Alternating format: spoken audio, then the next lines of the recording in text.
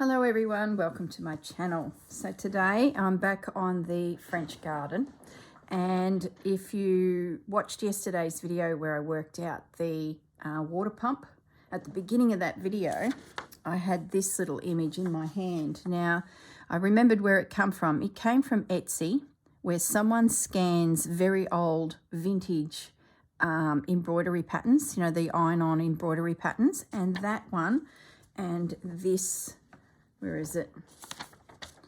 The, no, it wasn't on this piece. Hang on a second. I've got my wires crossed. Let me grab the other one.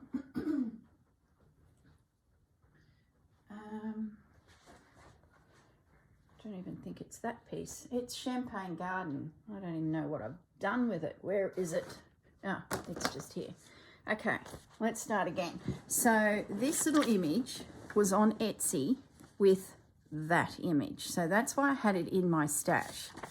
So that's an option, because it sort of don't mind the idea as a feature in the garden. Oh, there's the splash of colour. So that piece is all finished.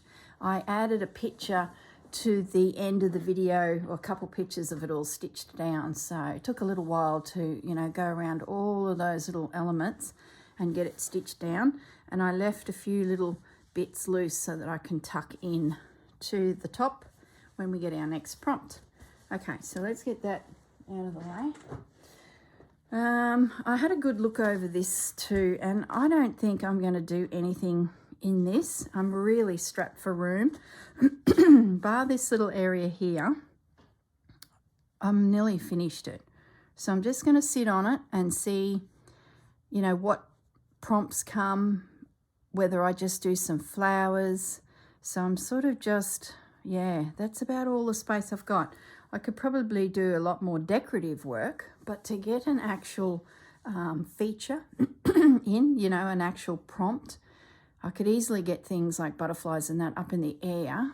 Yet there's my second butterfly. I think I showed you that in the last video. 3-dimensional lacy winged butterfly. I'm sort of really happy with the way it is now. If I go too crazy, I think it might become a little bit messy. Does that make a sense? I could probably do something down here. I'm sort of half hoping for a prompt like mushrooms. I don't know why. I think I could squeeze mushrooms in. But anyway, beside the point. This one here too, it's in the similar category as the other. I'm really finding that there's not much room really left. I've got a bit of space here, which really is not a lot, depending on the prompts. And it's such a lovely collection of fabrics that even if nothing went there, it wouldn't worry me, because it's just, these are all fabrics I got from Rachel. 1, 2, 3, 4, and even that one, 5. So to have a little bit of Rachel's fabrics through there exposed and not covered up with, you know, all of this business and stitching, sort of wouldn't worry me. So that's where I'm at with this one as well. It's, you know, nearly, I still haven't stitched that heart down. Goodness sakes. Let's do that now, and then it's done. So yeah, that's where I'm at with the 2 snippet rolls. I'm sort of, I don't know, at the end of the journey, so to speak, with them. But, you know, once again, it depends on those little prompts, and if there's some little nice tuck 'em in morsel type prompts, well, then, you know, I'd have to consider it. But I definitely don't want to extend them, because I want them all to be as part of a set, and I've been making snippet rolls for some time, so to be able to display them in one long length, like put a piece of dowel or something through the roll, the bobbin, and then hang that up and they'd all drop down from there, would be definitely the way that I'd want to display them. So I want to stay within that length, I guess is what I'm trying to say. So that brings me to the French garden. Now we don't have a lot of space there either. And as I stitch this, I'm looking at this thing here. To get it in, let me just move the footage out a little bit. You can see that's our gap left. My chair is so big. Yes, I'm not too worried about proportions, but to put that little wishing well in there, I don't know. I just don't know.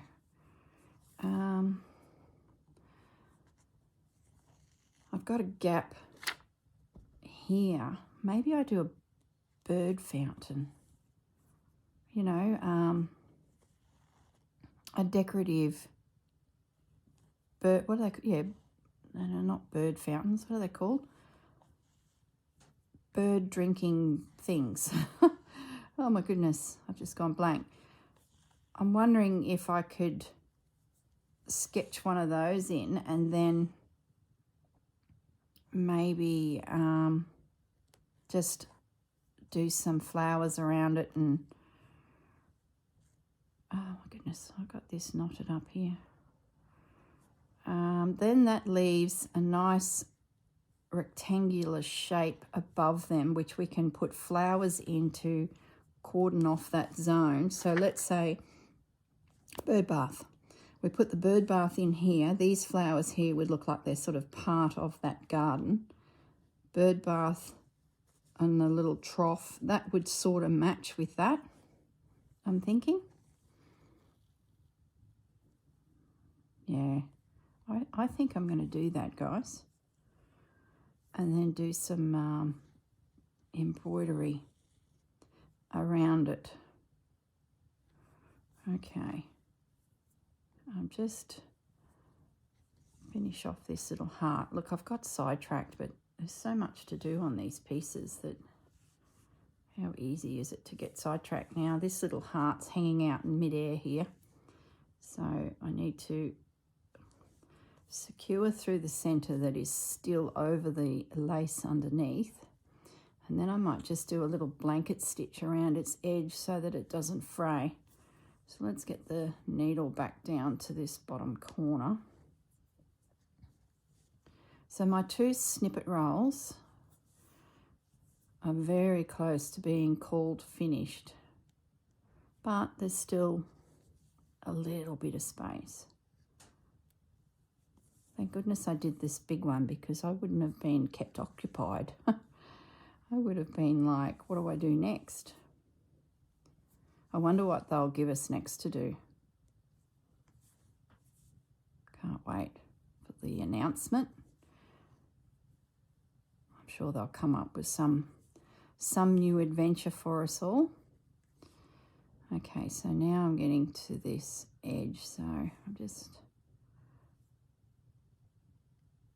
catch that last, and I think I'll come back up to the other side because I'm right-handed, so I really actually need the needle at the top, but that's okay. I'll just get more stitches through there to support that base, and then it's a case of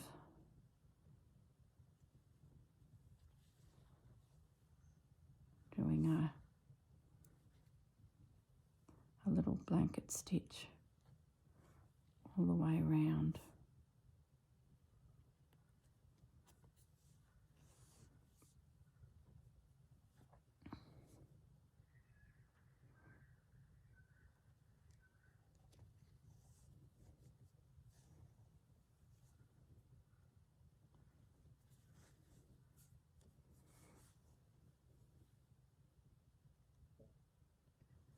That's it.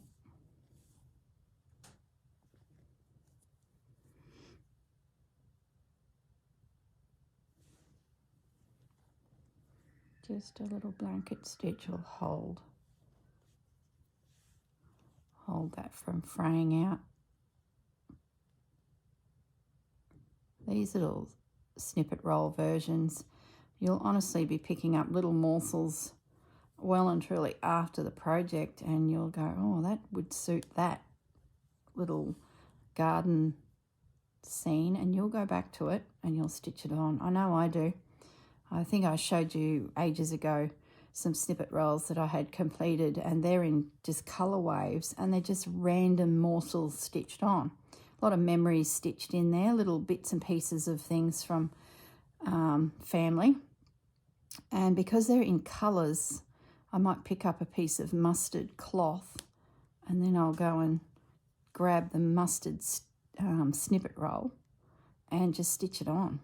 So they're like projects that you can have sitting around and then just work them as you want. So just let me concentrate here. I feel like I'm all thumbs today. There we go. So that's that edge secured on that little itty bitty heart piece. So that's a classic case. We'd use this fabric elsewhere. And I've just tucked him in the bottom there, just as a little morsel for no reason, just because. Okay, now I need to make a decision what I'm going to do here. Okay, let's get those out of the way. All right. Could do a little wishing well, but I don't know. I think the bird bath is the way I'd want to go. Then oh, hang on. I've got an image. Okay. I need to stop the video and I'll be back.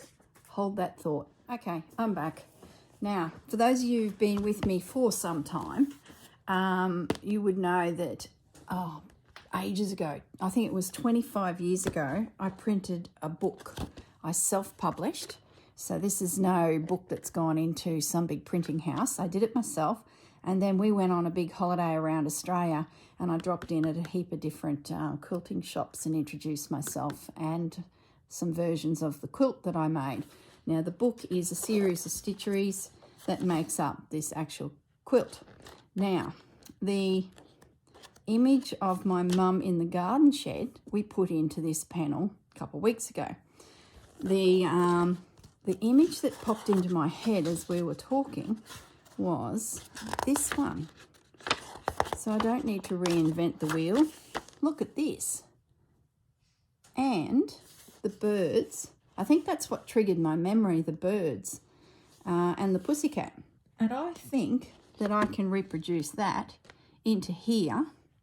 It'll fit nicely. I can have a play with some, some flowers and put a decorative bird bath in there. I really like that little edge too with some French knots on it. So, yeah, that's what I'm going to reproduce in there and get some little birds in. So, hang with me while we sketch that. Now, the other thing I grabbed, because there's like hundreds of videos and I mention things that aren't necessarily easy to find now because there's heaps and heaps of videos, I thought I'd grab those snippet rolls that I was talking about. Now, these are fantastic to have just to gather things in. Now, I did these when I found Anne Brook's probably 2 years ago, and I still add to them. So they're colour waves on a snippet roll. So exactly what you're doing now with your journey down the garden path, except you pick some colours and you stay within those colours. And then you just add snips and bits of things to the piece. Now this beigey one, underneath all of it is a vine or a branch of a tree in that hessian thread. You can see it clearly there. So once I put my background down, I just went through and put the hessian thread down to be my structure of a branch. You can see it popping out everywhere. It was just long pieces, little bits coming out, long pieces.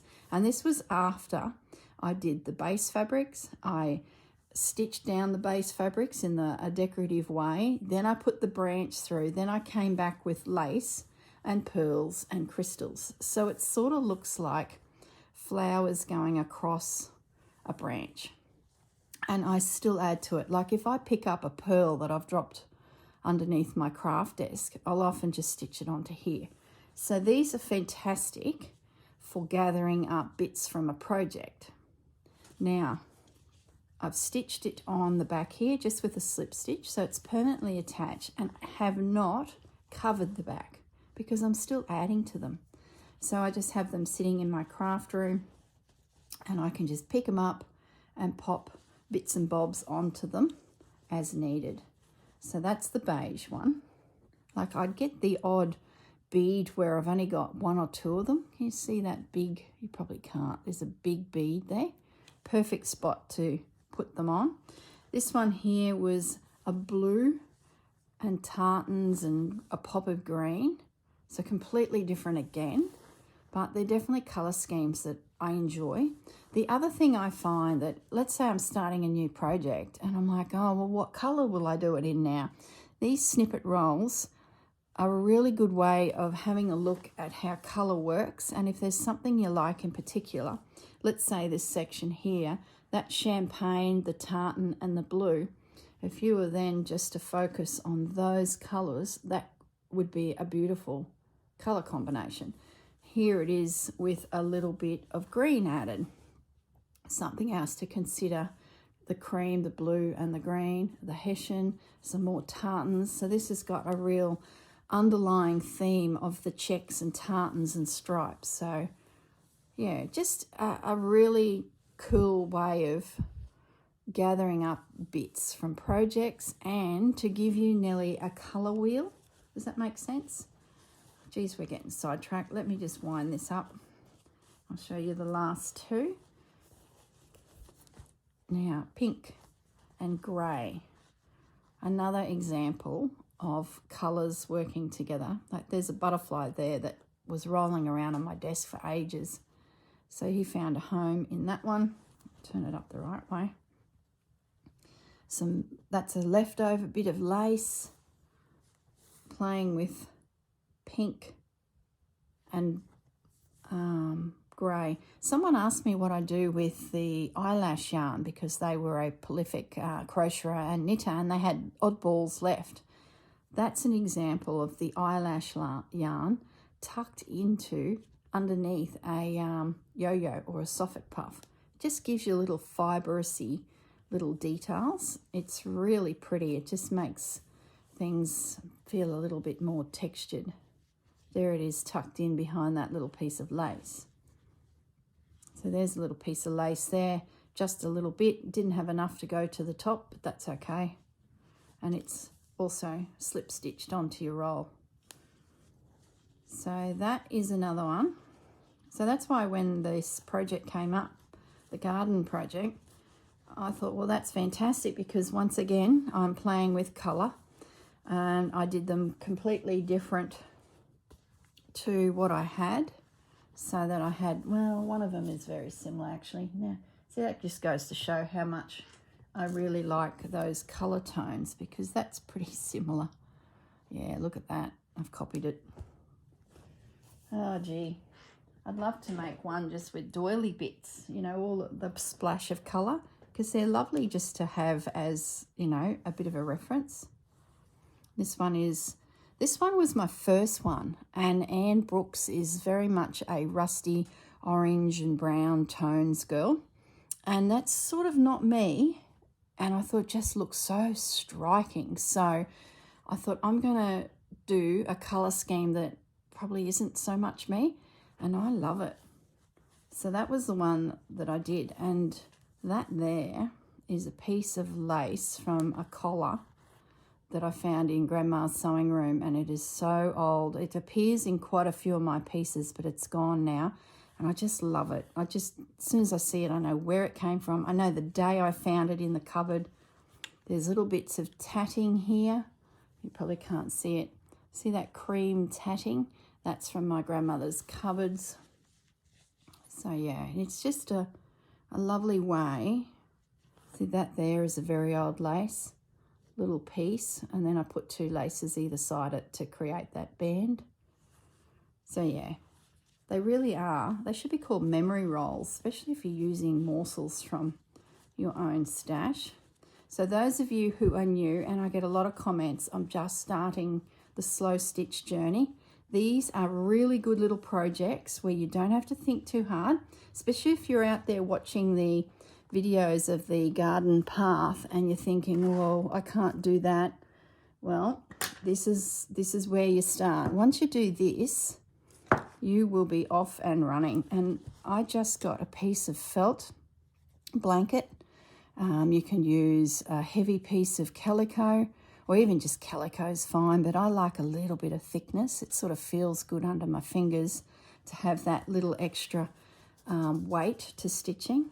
So yeah, that's the little project there for you to get started. If you're a beginner and you're like watching us all have a good time with this garden path project and you're thinking, oh, maybe I could, maybe I can't, well, do one of those snippet rolls. That's a good place to start. But pick a colour.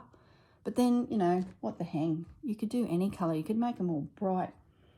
Like I'd love a snippet roll using all of these colours and finding some modern embroideries. Imagine how pretty that would be, especially if you get a vine going through it all like the pillow slip had.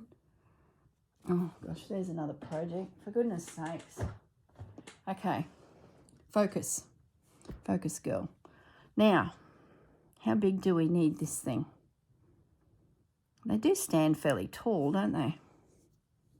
But then if you're sitting on the chair and we've got a tree, big chairs. Okay, the tree's further back, but then, oh, forget about perspective. It's long lost. Let's just go for it. What did I do in this image? Oh, you should have seen the day that these arrived from the printers. The printer was really accommodating. It was just a local company. And everything I did for the book was just hand-drawn and typed on a little typewriter because the computers just went around. And then I had it all proofread, and if someone found an error, I had to retype that page. Oh, it was a shocker. Absolute shocker. And then I think I sat on it for about a year and a half, and then I got a little computer and the program Word. So I went through and I redid it. And then I had it as a file then I could, give to somewhere. But pages like this, I'd type this out in Word and then I'd freehand draw this information in. It was so primitive, not like what they got now. And when it came to the cover, I didn't know how I was going to get a beautiful cover. So I got a piece of fabric and I stitched the cover. And then we just took a piece of that to the printer and I said, this is the cover, can you scan it? And he's like, oh yeah, easy. So that literally is the piece of fabric scanned by the printer, and that's my stitching, because I just didn't have access to, make it look fancy.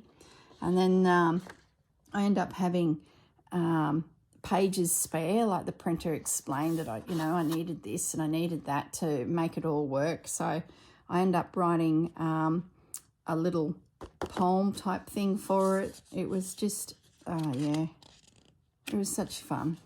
And then at the back, I had room, so I put in my favourite recipe that my grandmother used to make, not one that sews, my dad's grandmother. She used to always make rustic raisin buns, so that recipe's in there. So yeah, it was a lot of fun, absolute lot of fun. I've even got a little reference to Grandma Lorna there and Mrs. Greer. She are two very creative souls in my life. Now, Mrs. Greer was my primary school teacher, and there was only 3 girls in our class, and sometimes 4, sometimes 5 if a family sort of came to the district briefly and then they'd move on. But there was pretty much just 3 girls and a heap of boys. But Mrs. Greer would, as much as she could, she'd bring craft activities into our schooling. And being a little country school, I had Mrs. Greer for 3 years. So 5, 6 and 7. So we did everything, macrame. Oh, it was fantastic. It was sewing. Oh, whenever there was a show, a town show on anywhere, we'd all be participating with our work. It was just, she was the best. I talk as if she's not here, but she's still around. She's very much with us and one of the families of the district, you know. So, yeah, great memories. And then off we went to this printer and he's like, yep, I can do this, I can do that. He printed the book. I think I got 500 printed. And so the boxes, there were boxes and boxes of them. You know, it makes you a little nervous when things like that arrive. And off we went. I did a fair bit of advertising in homespun. I made 2 versions of it, a colourful country style coloured version and then a red work version. So I then went to some of the shows, you know, those stitching shows, and a couple of the local shops took my quilts and showcased them and sold the books. So that was a lot of fun. It was very good. I offered to help them on their stand too, just as a extra set of hands because they'd helped me out. So that was really good experience. And then it was about that time that we sold our businesses. We had 2 Wendy's stores that we'd bought and built up, and Wendy's ice cream. So for the Americans watching, Wendy's over there is a completely different brand. I think it's all hamburgers and things like that. Well, in Australia, Wendy's was a ice cream kiosk, milkshakes, hot dogs and things like that. So we had 2 Wendy's businesses and we decided to sell those. And before we got back into working again and, you know, go and get a job, we decided to do a holiday from Brisbane to Adelaide around to Geelong and Melbourne. We left the caravan in Geelong and we hopped on the Spirit of Tasmania, which is a huge ship, ferry, car, people mover that goes across Bass Strait on a daily basis. So we went to Tasmania and had a look around there, and then back up to Victoria, the Great Ocean Road, and made our way back up to Queensland over about a 3-month period. It was fantastic. Because we had sold our Wendy's business, they had, and we'd sort of bought them when the one was very run down and built it up. All we did was smile as we served our ice cream, so it wasn't too hard to, you know, build the business back up. And we also built a store in Brisbane, so we had the 2, sold them. And then I went to work for Wendy's as a contractor, where I'd visit different Wendy's stores around Australia with some other franchisors that seemed to be, you know, energetic and enthusiastic for the brand. So we would drop in on a store and have a chat to the owner and their staff and do a bit of training and help them put in a plan to build their business, you know, increase it.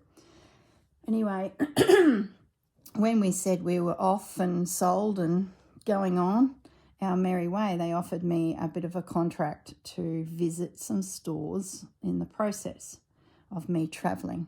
So that was great. It sort of took us to Tasmania and over to Adelaide, and I did a little bit of work, and then off we went to the next port of call. And then, oh my goodness, my throat today. Sorry, guys. We then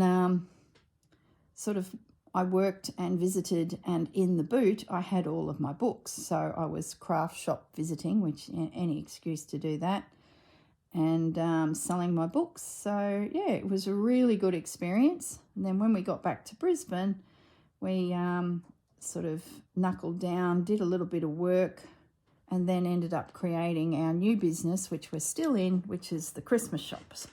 So it's sort of like a chunk of time in our lives. So yeah, the books then sort of went into the cupboard because I found it, unless I called into an actual shop and said, hello, here I am, here's the book, I'd then have to go back, and actually I still need that image. I'd have to go back and say, oh, I see you've sold out of the book. Do you want some more? Oh, yes, I do want some more. So it was really hard to keep them restocked because it wasn't with a rep, like a representative that would call on the businesses and say, what would you like? And they're out and about every week, every 2 weeks, visiting. And I understand too that the shops, I'm going to try and put that pussycat in. The shops get busy. You imagine you're making up kits, you're creating things, like it's just busy. So I totally got it, and my life got really busy as I started my next business in the Christmas shops. So it was sort of, yeah, they went into the cupboard. And I always thought, oh, one day I'll be able to get back out on the road and sell these books. Well, let's move forward 15 years. And now we have the internet. So now it's so much easier to communicate with businesses, especially if you're a wholesaler. It's brilliant. It's just changed so much in the doing of business, if that makes sense.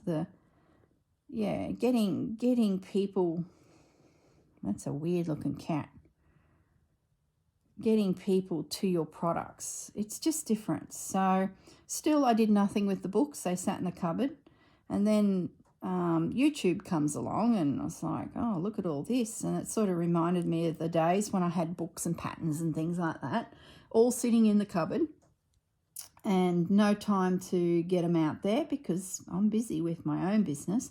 But this YouTube business, I thought, well, that's interesting. So I decided to start the channel as my little hobby to give myself a break from. Now this cat looks really weird. Where's the iron? I need to turn the iron on. Yes, so where was I? YouTube comes along, Etsy comes along, and I put the book up in my Etsy store to buy. And when I did that, I noticed that the staples in the center, look, they've all rusted. Look at that. So now they're vintage. We like staple marks. But yeah, so that was the end of that idea. And then I thought, well, I could probably create a PDF. And that took another year because I was like, well, how do I do that? So I soon realised that I could scan and put it up as a PDF file. And now I'm selling some of those PDF files, and my books are on their way. I still have hundreds in the cupboard, mind you. But yeah, so in the period of time from when I created it with pen and paper, everything sort of changed. Computer come along that I could access, so I was able to, type up on this program called Word all of this, where that was handwritten, and then it was typed on a little typewriter. I then still couldn't work out how to do all this because I didn't have Photoshop or anything like that. So I added my handwriting to it. Then I had to take it to a printer who actually scanned it. I didn't know how to do the cover, so I stitched it and he scanned it. It's just hilarious. It's just hilarious. And then roll forward, and we've now got YouTube. So I can talk to you guys without even leaving home. We've got platforms like Etsy, eBay. Oh, there's just heaps of them where we can put our products, and through the hello, here I am on YouTube, go over here if you want to buy a journal or some fabrics or, things like that. It's just amazing, just amazing. I know my grandmother, when she was in her nursing home, was just stunned that I could pull up on my iPad pictures of crocheted blankets from all over the world. That just blew her mind that this little thing was in my hand and we were flipping through images of blankets. She said she would go to her local haberdashery and see a wall of yarn and then think, well, what am I going to do? How do I proceed? So, yeah, it's just changed so much, hasn't it? Now, in all that yabbering, I've got myself a bird bath. Let me zoom in. Have you even seen anything I've done? I got a cat in there. I had to iron him out and do him again. And he still doesn't look as good as this pussycat. Oh, there's a collar. I've got to have his collar. There you go. So I've got a little bit of my image in there. I do like those flowers I did. There's a lot of lazy daisies. So let's give it a nod to lazy daisy. I'll just put a line where I'm going to do a little lazy daisy stitch. So let's bring that in. I'll keep it quite fine, I think. The embroidery is what I'm talking about. Now, it's so much easier to do things due to technology advancing. It's just incredible. I think I was just on the era of prehistoric. You know what I mean. That one can be behind a tree. Yeah, just on the cusp of it. Computers came in. I was talking to, who was I talking to? It might have been Susanna when we were at school, because we're similar age. Computers were just starting to come in and they never really worked properly. They were slow to sort of get going. There was a teacher that really didn't know what they were doing because it was just new to everyone. So it wasn't a positive experience. So I think our generation of kids left school going, well, those computers, they're a bit, you know, awkward. But then within 10 years, we had home computers and it was on. It was just nothing stopping it then. And I'm sort of right in that, still learning these programs where the kids are coming through school doing it. I know the little program that I use to put my videos together is on Apple and it's called iMovie. That program is just brilliant. And I was talking to Marianne about it. Now she's a primary school teacher by trade, but has now moved into the technical side of teaching, where she goes around teaching teachers how to use technology. So if her school system decides to bring a new program in, Marianne would go to the school and bring everyone up to speed. If they have troubles with the program after that, she's the one they would call. If she can't fix it, they then are referred to an IT department. So it's very much a technical type of role. And iMovie they're using in the classroom because it's allowing kids to piece together videos that they make. It's incredible. We never ever had that. And it's been such an easy transition for someone like me to use it. And I can join little videos together. I found out the other day how I can add music. I won't tell you how old the person was that told me, but anyway, they were young-ish.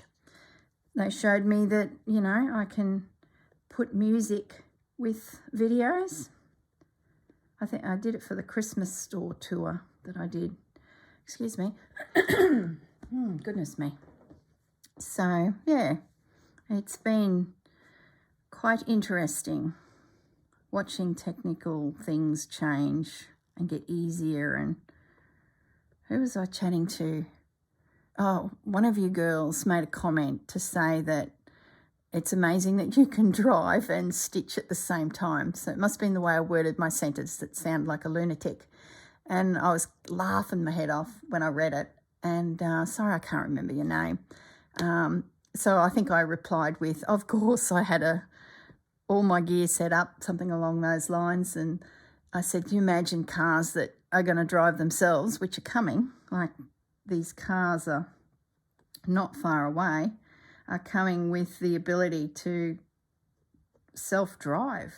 And I said, I bag the back seat so I can set up a craft room. All my supplies in the back seat of the car while it takes me to wherever. And, yeah. Could you imagine? We can literally have a mini craft room in the car. So I'm just sketching just random flowers in around the place. I think that'll nestle in beautifully there, to be honest. I might just bring a few over here. I sort of feel like, I know they don't suit this, but I think I might do a few. I just did that guy there, and he's got 3 petals that hang down underneath. Quite a large center. I might just do a few of them over here, just a few subtle little flowers to merge those 2 zones together. So now you've had a full snapshot of my technical abilities, or lack thereof, and how I'm just hanging on for the ride, because it is changing so fast. I really feel for the ones that are a little bit older again, like my dad and my husband's mum. They're the 2 remaining parents, and Gary's mum's picked up the iPhone pretty easily, but basic, just uses it. My dad, he just, this whole touching and holding and dragging with the finger, he just can't get that. But he does use the iPhone. He can get it awake, like it looks at him, and then he can get the password in. It's just the 1 number repeated, because he can tap, tap, tap, tap, and it opens it. And then I've got the BOM, which is the Bureau of Meteorology's app, right center. So he can tap that, and it immediately comes to the radar that's in his area, so he can see when storms are coming in. And being a farmer, weather is everything. Like, he doesn't need a clock. He just looks at the sun. He doesn't need to know the weather report, because he can feel the temperature. He can feel the pressure change. He knows when there's a system coming. He can read the wind, like a real old school weather understanding.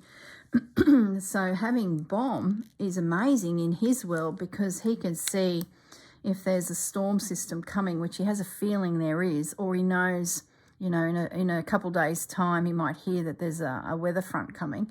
He can look at BOM and see that storm is over Mergen or Kingaroy, and he can direct it whether it's going to come to him or not. And that then indicates whether he pulls the pump out of the creek. He moves tractors and farm equipment.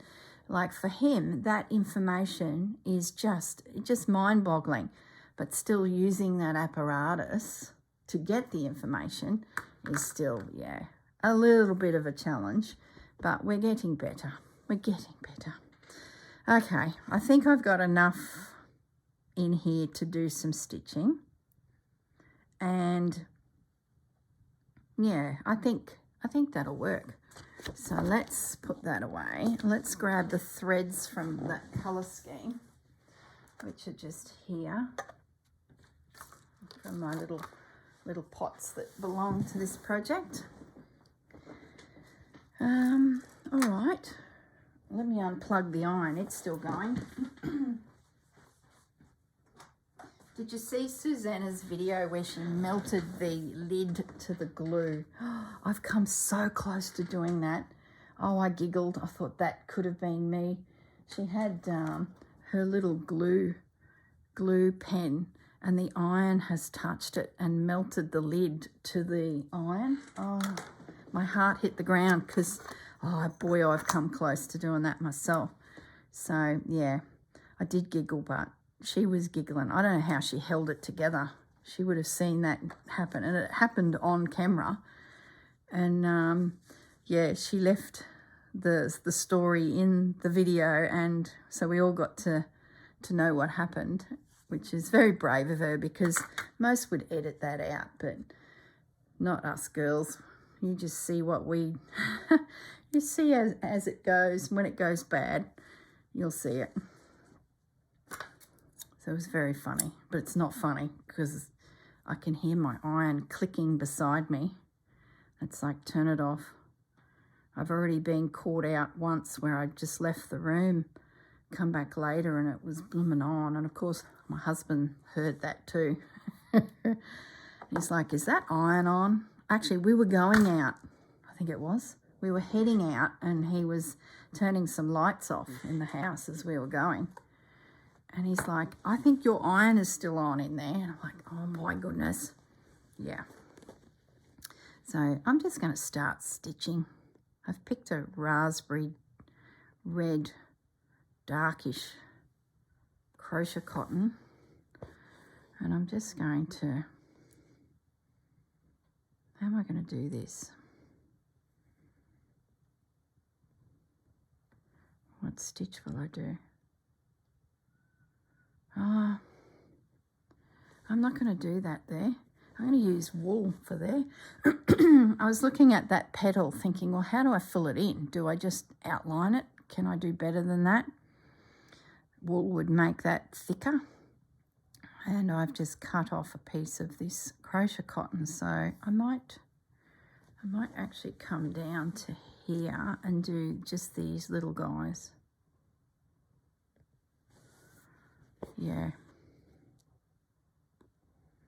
I wonder what new technologies are coming our way. What do you think? What do we do now that could possibly be improved? What do we do now that someone's going to come along and force us to do something else, but we're still doing a similar thing and we probably would have been fine continuing the way we were? That's probably closer to the truth, isn't it? It's like when you do grocery shopping now, we're slowly being forced into the self-serve aisle where we got to scan the things ourselves, and now we don't have a job for a young person who's putting themselves through uni to become a doctor and needs that cash to pay for all those expensive textbooks because we're all going to a self-serve counter. Don't get me started. I was a checkout chick back in the day, briefly at home in the local food works, and then when I came to Brisbane to start uni, I was a Woolworths checkout chick, and that money was just so valuable to me to get books for my studies, and these kids aren't going to have that. It just, oh, it irks me. It irks me. There's not much we can do about it, I don't think. Anyway, us old dinosaurs are getting left behind. And I'm only 50. I'll be 51 soon. My birthday's coming up too. That's a bit exciting. I'm going to tell everyone to buy me threads. I don't care what colour, just buy me threads. So I'm a control freak, so I'll probably say the following colours: green, pinks, blues, because knowing my luck, I'll get heaps of threads that are orange and yellow, you know, the colours you don't really use a lot of.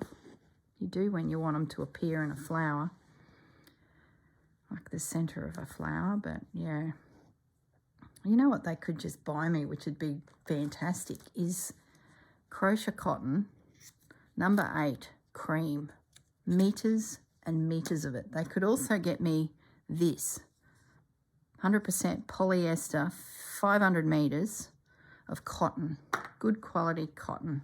Better still, a voucher for Spotlight. That's what I want for my birthday.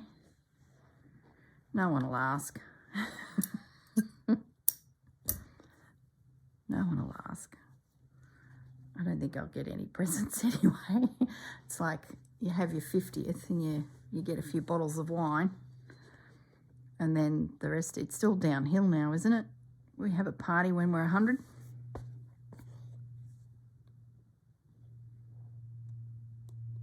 Okay, so I'm just doing some little dash type daisies, you know, just a simple stroke. These are good for when you want to soften an area. If it's too heavy, sometimes you lose the image that you're trying to portray. So I'm thinking these are good down here in this little corner, nestled in. I don't know how much video footage I had before I turned the camera back on. It's probably about 15 minutes, maybe 13 minutes. So I did glance, but I didn't really look.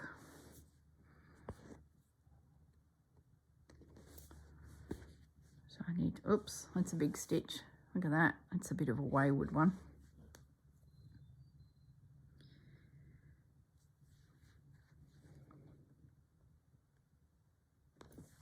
Okay.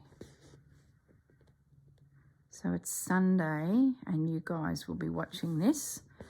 Today, for me, it's Friday. So I don't have anything major planned this weekend. What about you guys? Not even visitors coming. It's a bit of a quiet one. Probably a good thing because I'm going away next week to my Paris trip. So I really need to be probably thinking about all that. I've done enough thinking. I just want to go now. What can I put in the center of those flowers as a colour? Do I go with a pink? Some of these pinks are so similar that they tend to just blend. Maybe I do a red. Maybe I do a bead. Where's the beads? What can I put in there? Maybe a pearl.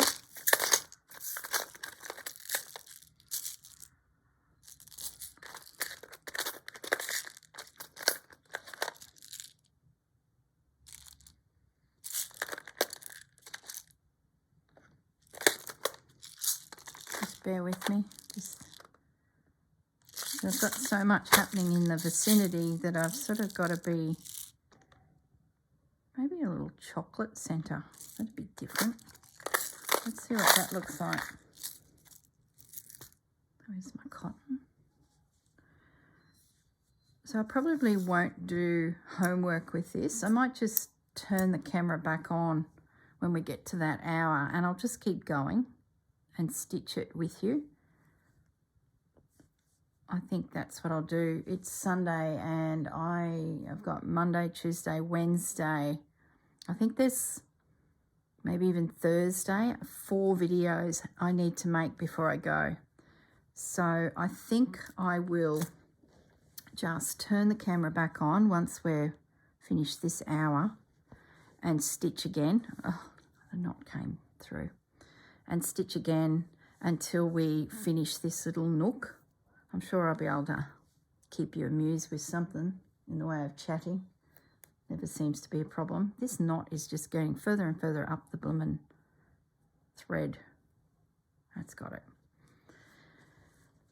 So I won't stitch this in advance. I'll stitch it with you guys because I'm not doing anything in the other 2 Roxy garden paths, I don't think. I think we've pretty much finished those or not doing anything. Let's try this little chocolate. You can probably hear that beeping. I don't know if you can or not. My washing machine's finished the load.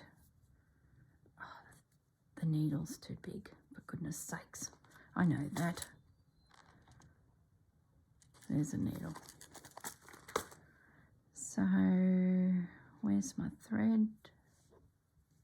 I still can't decide if I pack that coat. I think I meant that's not a needle that I can use. I mentioned that I've got this jacket packed. It does pack down smallish, but it's weight and it's space. And if I'm going shopping in France on my tour, a girl needs to know they've got space. So I've worked out how to get a couple suitcases within the one suitcase. So I can expand cases out. I paid a little extra for extra weight on the plane, so I'm not going to be getting caught at the airport with too much weight in my suitcases. So that's all good. Excess luggage, I think it's called. But now I'm looking at my clothes. My goodness, I think I told you I'm losing it. I'm standing there looking at my little pile and I've worked out if I do a rinse of clothes, a wash halfway through the week, by the time that dries, you know, I'll be ready to roll again and that'll get me home because it's only 11 days. But I'm looking at this jacket. I'm thinking, that's for a blizzard. Am I going to have a blizzard? Probably not. Do I take it out? I even, like, this is just ridiculous. I even looked at my bras. I was like, do I need a bra? Do I need to take bras? That's space. That could be a piece of antique linen. I don't need bras. Would anyone notice that I haven't got a bra on? Oh my goodness. Oh my goodness. Oh. Trust me, I'll take a bra. Oh boy. Susanna, if you're listening, and Marianne, we need to take our bras. It's getting ridiculous. Oh boy, oh boy. That'll be the first thing those girls ask me when they see me at the airport. They'll be like, have you got your bra on? Oh, if I wear a jacket, no one will know.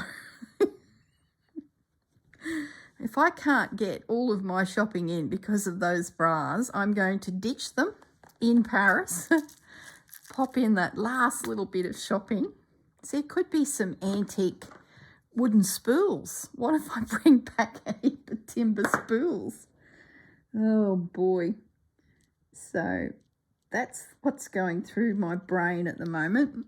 I'm down to one pair of shoes. If we go to a nice restaurant, gosh, maybe I should put some sandals in. I took my sandals out and I figured one pair of shoes, that's all I need. But what if we go to a restaurant? I'm going to be walking in with these runners on. Look, it's crazy. I really just need to go now. I think it's because I've been, when did we book this? Oh, probably November last year. So, yeah, it's time to get going. I've got a thread hanging here that didn't come through. Oh, my goodness. So I'm just going to knot that at the back and snip it. That's because I'm mucking around too much. Okay, so let's come up here. I'll just do a couple little stitches to anchor my thread. Now I need a bead. The little chocolate ones worked. They're not really vibrant, but they sort of, no, that's not going through that needle. They sort of, I like them. They work. They're subtle.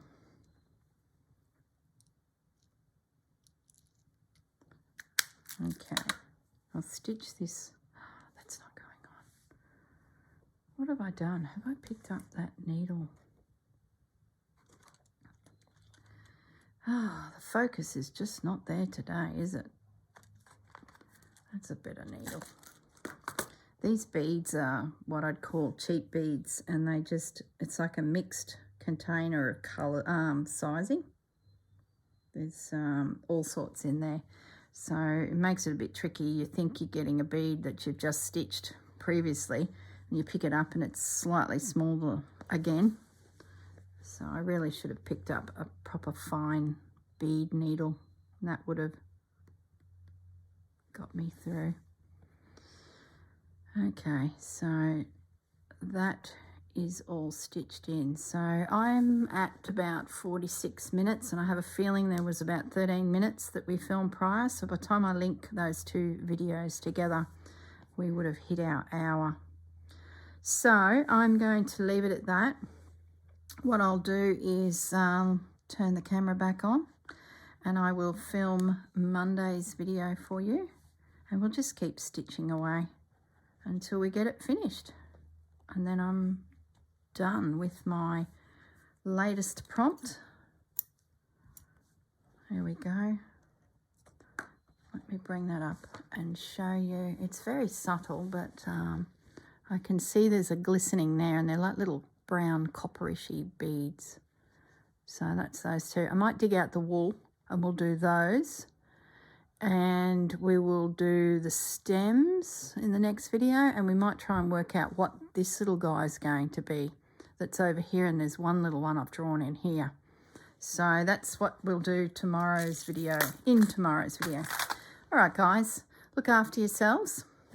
Have a great weekend, and I will see you in the next video. Bye for now.